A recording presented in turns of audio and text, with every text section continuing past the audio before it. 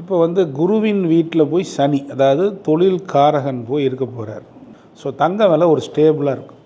ரொம்ப இறங்கிறது, ரொம்ப ஏறுறது அப்படி இல்லாமல் ஒரு ஸ்டேபிளாக இந்த சனி பகவான் மீனத்தில் இருக்கிற வரைக்கும் இருக்கும். நல்ல விலை ஏறுமோ ஒழிய குறையாது.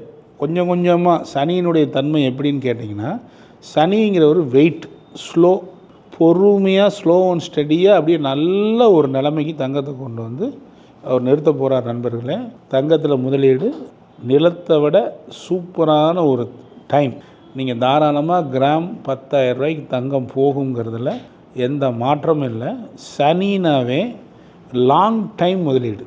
நீங்கள் நினைக்கிற மாதிரி இன்றைக்கி போட்டோம் நாளைக்கே கிடைச்சிடும், அப்படி கிடையாது.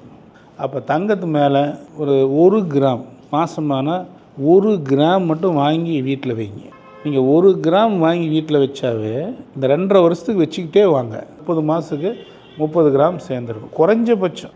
அதுவே உங்களுக்கு நல்ல ஒரு வேல்யூபிளை கொடுக்கும். மிகப்பெரிய வெற்றியை தான் தங்கம் கொடுக்க போகுது.